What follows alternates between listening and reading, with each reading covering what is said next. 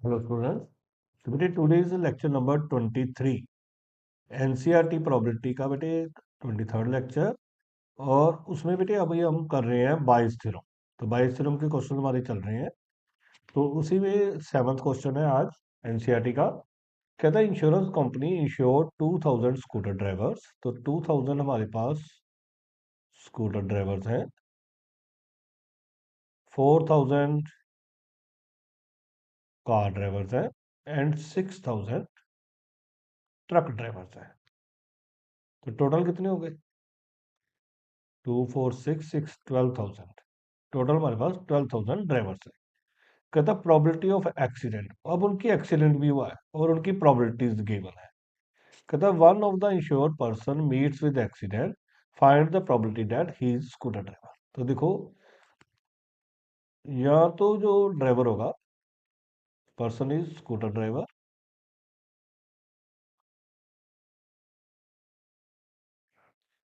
Scooter driver. जो E2 होगा, person is car driver. जो E3 होगा वो बनेगा person is truck driver. Person जहाँ पे स्कूटर ड्राइवर है, जहाँ कार ड्राइवर है, जहाँ ट्रक ड्राइवर है, और उसके बाद उसका एक्सीडेंट हुआ है। Person meets with an accident, person met with an accident. जी हमें गिवन है बेटे। तो पर्सन जो है उसका एक्सीडेंट हुआ है।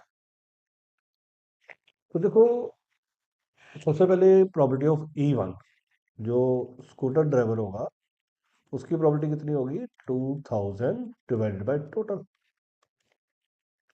तो ये तो सिंपलीफाई हो जाएगा 1/6। जो प्रॉपर्टी ऑफ E2 होगी, कार ड्राइवर की कितनी होगी फिर? 4000 डिवाइडेड बाई 12,000। वो कितनी आ जाएगी? 1/3। और प्रॉपर्टी ऑफ E3 कितनी होगी? 6000 बाई 12,000। तो वो भी कितनी आ जाएगी? 1/2। अब उनका एक्सीडेंट हुआ है, तो property of accident provided he scooter driver, वो कितनी है? 0.01, मीन्स 1/100। प्रॉपर्टी ऑफ A/E2 कितनी है? 0.03, means 3/100। And property of A/E3 कितना होगा? 0.15 है। तो 0.15 को हम कैसे लिखेंगे? 15/100। तो सबसे पहले बेटे हमें ये क्वेश्चन देख के E1 E2 E3 A/E1 A/E2 A/E3 find out करना पड़ता है। अब कहता है पर्सन का एक्सीडेंट हो गया है, तो हमें बताना है कि वो स्कूटर ड्राइवर है, और स्कूटर ड्राइवर हमने E1 माना हुआ है। अब हमने property of scooter driver provided he meets with an accident. तो ये जो क्वेश्चन होते हैं इसको हम बाइस थ्योरम से करते हैं, स्पेशली एग्जाम में लिखना यूजिंग बाइस थ्योरम। और बाइस थ्योरम क्या कहती है? ऊपर हमने E1 इंटू A/E1 लिखना है, और नीचे हमने टोटल लिखना है। तो E1 into A/E1 plus E2 into A/E2 plus E3 into A/E3। ये सारा लिख के अब हम लोग सब्स्टिट्यूशन करेंगे। E1 की हमारे पास वैल्यू कितनी है? 1/6। A/E1 की कितनी है? 1/100। इसकी कितनी है? 1/3। पहले 1/6 इंटू 1/100 प्लस 1/3 इंटू 3/100, और इसकी 1/2 इंटू 15/100। और बेटे मैंने पहले भी बताया था कि जब हमने कैलकुलेशंस करनी है तो कुछ टर्म्स इसमें कट जाती हैं। जैसे ये कहो, तो ये बनेगा हमारा 1/600, और नीचे बनेगा 1/600 प्लस 3/300 प्लस 15/200। अगर हम इसका एलसीएम लेंगे तो हमारे पास जो बनेगा, अगर हम इसका एलसीएम लेंगे तो हमारा बनेगा 1/600 600 divided by 600 will be LCM, तो 1 प्लस 6 प्लस 45, 600 से 600 हमारा कट जाएगा और हमारे पास जो आंसर आएगा वो आएगा 1/52।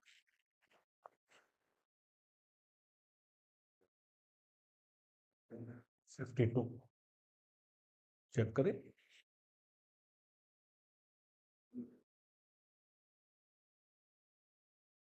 तो 1/52 इज द करेक्ट आंसर। तो ये था बेटी आज का very first question. Next question है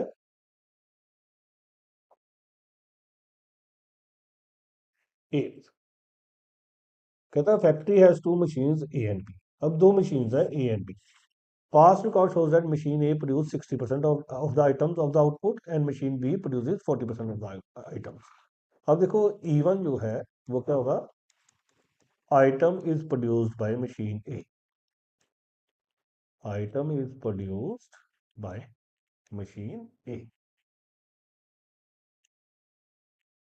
और जो E2 होगा वो क्या होगा, item is produced by machine B।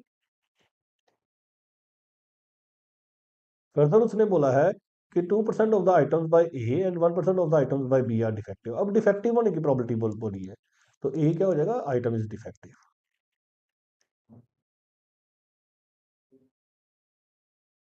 अब प्रॉपर्टी ऑफ E1 जो है वो कितनी है, 60%।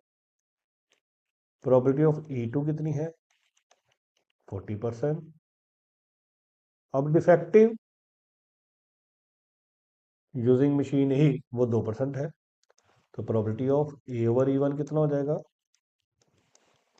2%। प्रॉपर्टी ऑफ A/E2 कितना हो जाएगा, 1%। और प्रॉपर्टी हमें किसकी निकालनी है, अब कहता है machine object is found to be defective, find the property that it was produced by machine A, machine B. तो हमें E2/A निकालना है, तो इसके लिए हम कौन सा थ्योरम यूज करेंगे, बाइस थ्योरम। ऊपर क्या आएगा, E2 इंटू A/E2, और डिनोमिनेटर में क्या आएगा, summation property of E1 into A/E1 plus E2 into A/E।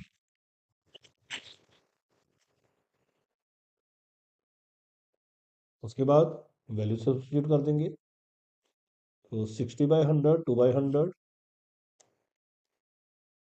पहले E2 की फिल करनी है, तो 40/100 इंटू 1/100, और नीचे 60/100 इंटू 2/100 प्लस 40/100 इंटू 1/100।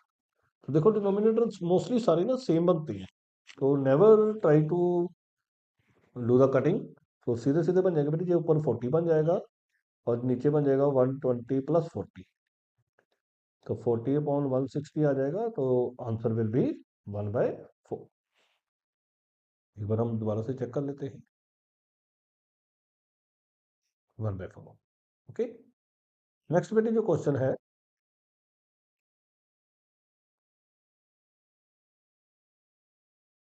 वो है 9th। कहता है two groups are competing for the position of the board of the directors. दो दो पर्सन जो है वो इलेक्शन कर रहे हैं, इलेक्शन हुआ उनका, तो जहां तो एक विन करेगा या दूसरा विन करेगा, तो probability of first group win, तो E1 हमारा बनेगा फर्स्ट ग्रुप विन्स, और E2 हमारा क्या बनेगा, सेकंड ग्रुप विन्स। और उसके बाद they are going to introduce the new product, तो ए हमारा क्या हो जाएगा, इंट्रोडक्शन ऑफ न्यू प्रोडक्ट,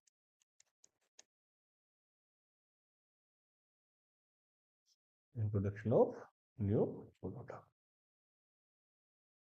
अब वो क्या कहता है कि पहला ग्रुप विन करेगा उसके चांसेस हैं 0.6, दूसरा ग्रुप विन करेगा उसके चांसेस है 0.4। अगर पहला ग्रुप विन किया, उसने इंट्रोड्यूस किया, तो वो A/E1 हो जाएगा, उसकी चांसेस है 0.7। अगर दूसरा ग्रुप विन करके इंट्रोड्यूस कर रहा है तो उसके चांसेस है 0.3।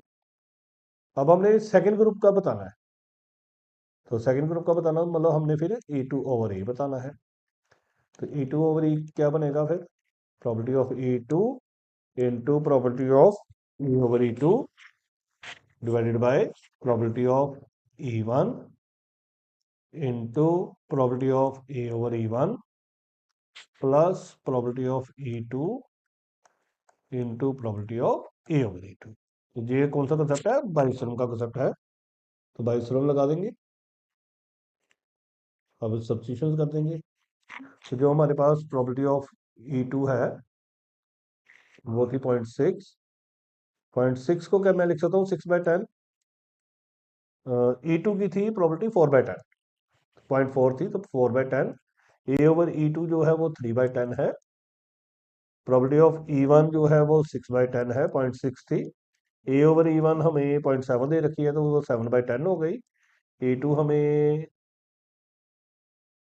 सॉरी, ए ओवर E1 जो है हमें 7/10 दे रखी है, E2 हमें 4/10 दे रखी है, और ए ओवर E2 हमें 3/10 दे रखी है। तो ऊपर बेट बन जाएगा 12, नीचे बन जाएगा 42 + 12। तो ओवरऑल आंसर आ जाएगा 12/54। तो कटिंग करेंगे तो ये बन जाएगा हमारे पास 2 पे जाएगा 6/27, 4 पे भी चला जाएगा ये, 6 पे चला जाएगा ये 2, ये 9, 2/9 will be the answer।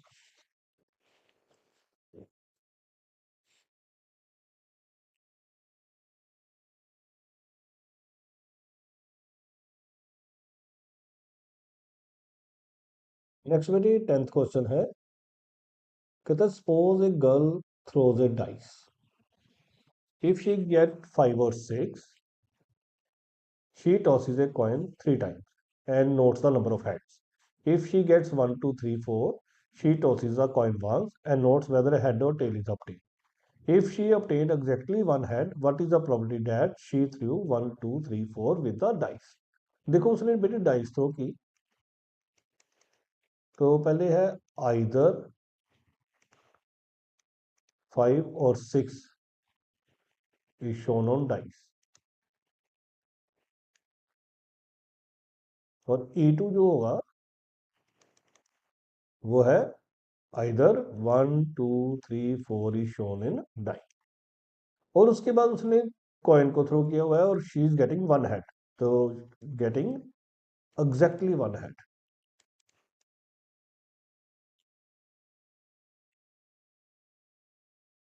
अब देखो बेटे जो E1 होगा वो तो डाइस फेंकी है और उसमें उसने दो एलिमेंट्स चूज किए 5 और 6, तो इट मीन उसकी प्रॉपर्टी हो जाएगी 2/6।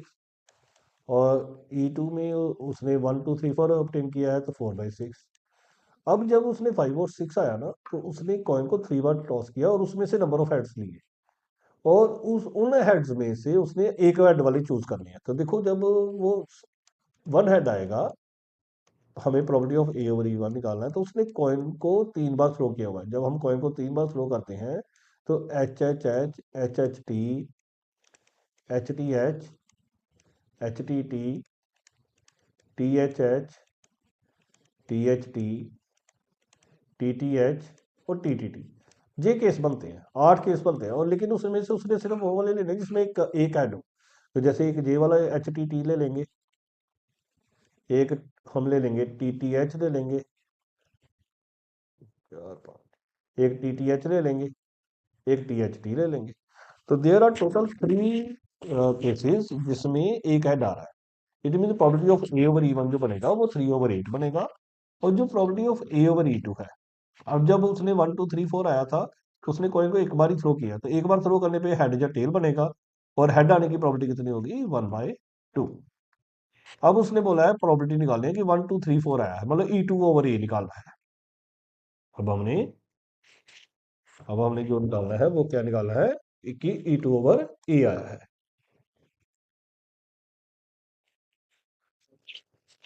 अब उसने जो वो बोला है निकालने के लिए, वो बोला है E2/A निकालना है। तो E2/A जो बनेगा वो क्या है, E2 into A/E2 divided by E1 into A/E1 plus E2 into A/E2। जो E2 की प्रॉपर्टी है वो 4/6 है, और जो A/E2 की प्रॉपर्टी है वो 1/2 है। जो E1 की प्रॉपर्टी है वो 2/6 है, और ई टू की जो प्रॉपर्टी है वो 2/6 है। A over E one, E one की प्रॉपर्टी 2/6 है और ए ओवर ई वन की 3/8 है। ई टू की 4/6 है। ए ओवर ई टू की 1/2 है। अब इसको सिंप्लीफाई कर देंगे।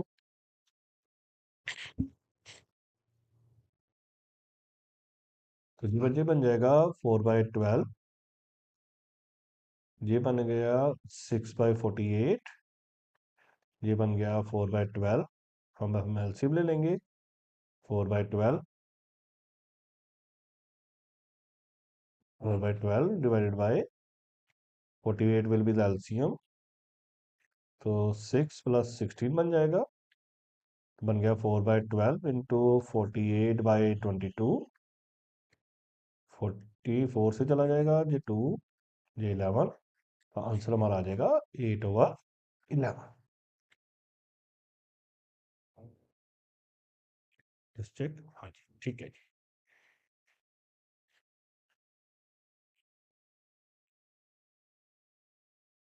नेक्स्ट जो क्वेश्चन है ये फिर वैसा ही आ गया बेटे, डिफेक्टिव वाला ही आ गया।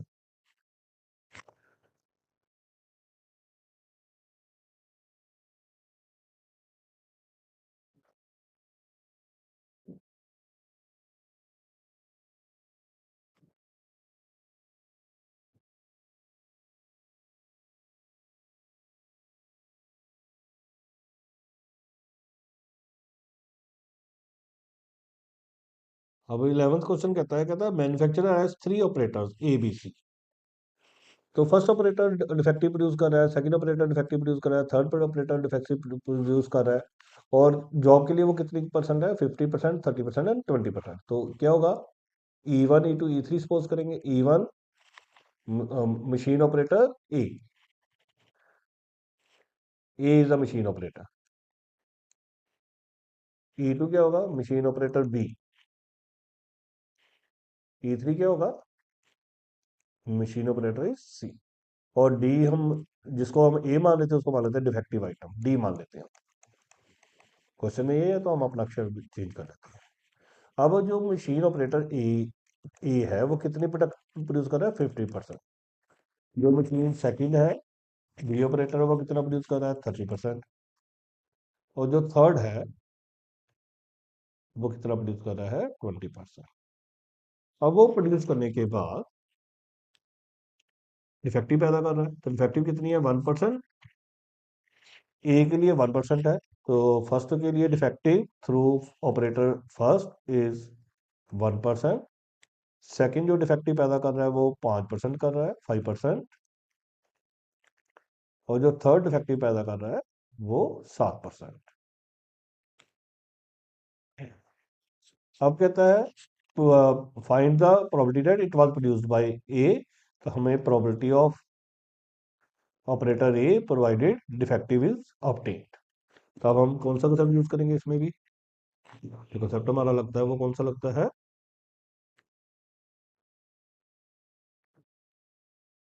बाई सिरों में लगेगी। तो ऊपर क्या आ जाएगा?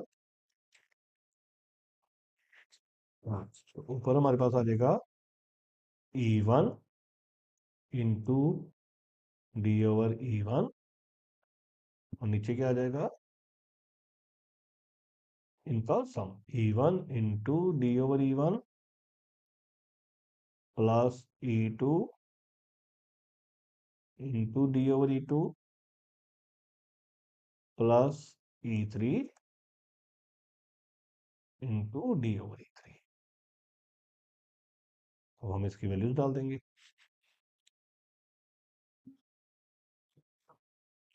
तो जो E1 की वैल्यूज है वो कितनी है? 50/100। वो कितनी है? 50/100। और D/E1 कितना है? 1/100। और नीचे 50/100 into 1/100 plus 30/100 into 5/100 plus 20/100 into 7/100।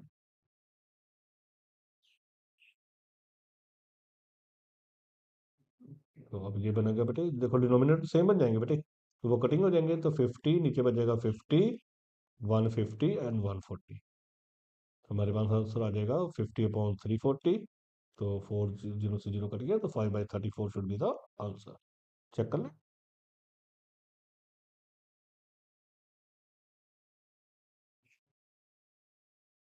5/34 is the correct answer. Next बेटे अगला जो क्वेश्चन है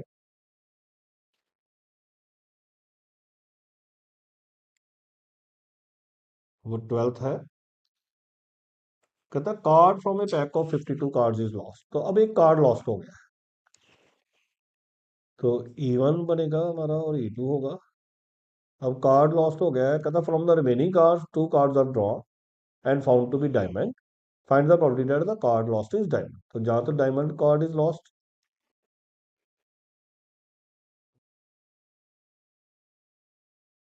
E2 क्या कहेगा, diamond card is not lost. और फिर उसके बाद हमने उस 50 तो 52 कार्ड से एक लॉस हो गया, तो 51 कार्ड्स रह गए, उनमें से हमने 2 कार्ड्स निकाले हैं और दोनों डायमंड निकाले हैं। 2 कार्ड्स ड्रॉन आर डायमंड।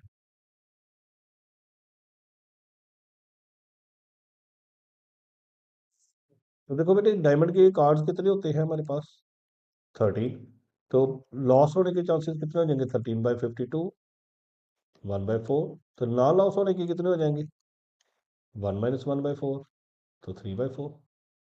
अब अगर तो डायमंड लूज हो गया है, तो और उसके बाद हमने 2 कार्ड्स निकाले और दोनों ही जो है वो डायमंड के निकाले, तो 12 डायमंड के कितने पत्ते रह गए होंगे, 12। लेकिन जब एक से ज्यादा सिलेक्शन करें ना, तो we use the concept of combination. तो 12 में से हमने 2 कार्ड्स निकाले डायमंड के, और टोटल कितने थे, 51, वो भी C2।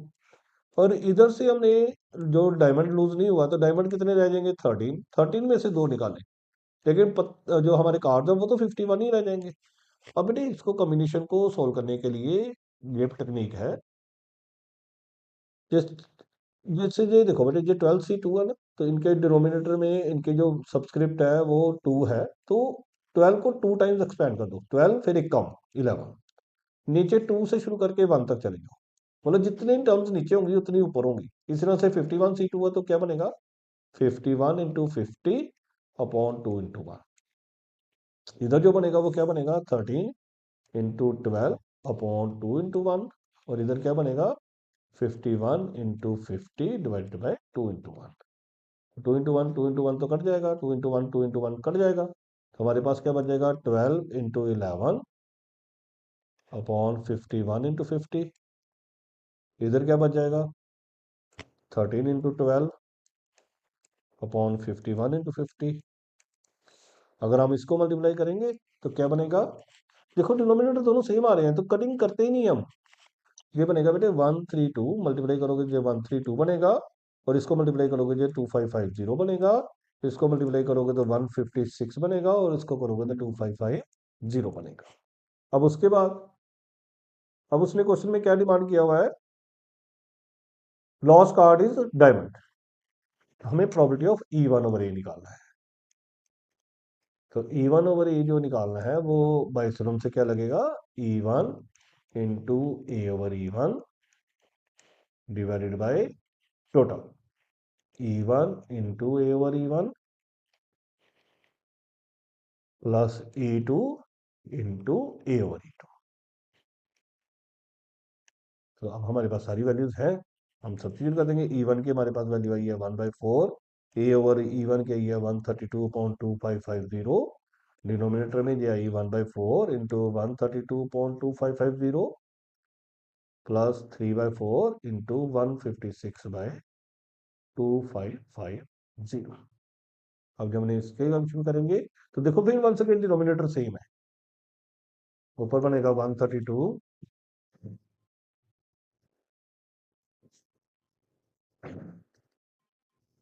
हाँ जी, हाँ जी, हाँ जी, पता नहीं। 132 प्लस इसको मल्टीप्लाई करेंगे तो बनेगा 468। 132 डिवाइडेड बाई ये बन जाएगा बेटे 600, और कटिंग करेंगे 4 के टेबल पे ये कटिंग हो जाएगी। 4 2 जा 4 3 जा 12, 4 3 जा 12, ये 150, फिर 3 के टेबल पे कटिंग हो जाएगी तो 11/50 विल बी द आंसर।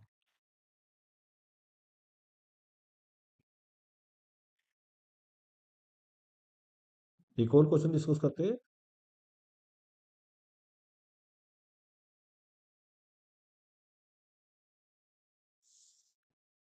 अब बेटे ये 13 क्वेश्चन है। कहता probability that A speaks truth is 4/5। तो बेटे या तो जो पर्सन है E1 है, वो है कि जो पर्सन है वो स्पीक्स ट्रूथ। तो या फिर क्या पॉसिबिलिटी होगी, डज नॉट स्पीक ट्रूथ, वो झूठ बोल रहा है। और फिर उसने कॉइन टॉस किया और उसने बोला कि हेड आया। तो now he is getting head, head appears on the head appears. अब बेटे उसने, अगर E1 है तो अगर सच बोला होगा तो उसके चांसेस हैं 4/5। अगर सच नहीं बोला होगा तो उसके चांसेस होंगे 1 - 4/5। अब उसने कॉइन थ्रो करने के बाद बोला कि हेड आया है, और अगर वो सच बोल रहा है तो हेड आने की प्रोबेबिलिटी कितनी होगी, 1/2। अगर हेड नहीं आया है लेकिन वो बोल रहा है कि हेड आया है, तो इट मीन वो झूठ बोल रहा है, और हेड ना आने की प्रोबेबिलिटी कितनी होगी, 1 - 1/2, वो भी बाई चांस 1/2 ही रहेगी। और उसने बोला एक्चुअली हेड आया है, तो एक्चुअली हेड आया मतलब वो सच में ही ट्रुथ बोल रहा है। तो हमें E1/A निकालना है। तो हमें E1/A निकालना है। तो अगर हमें E1/A निकालना है तो हम बाई थ्योरम यूज करेंगे। तो उसका क्या फॉर्मूला चल रहा है, ऊपर E1 इंटू A/E1, और डिनोमिनेटर में चल रहा है E1 into A/E1 plus E2 into A/E।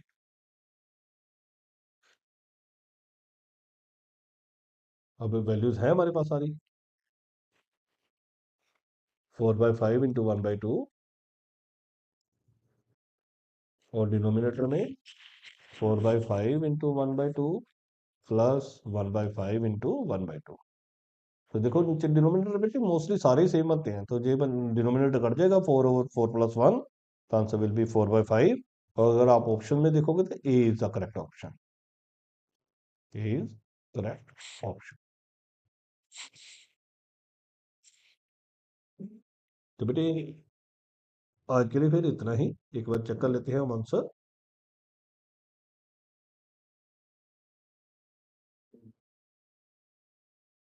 हाँ जी, 4/5 ही है और ए इज द करेक्ट ऑप्शन। तो बेटे आज के लिए फिर इतना ही। Thank you.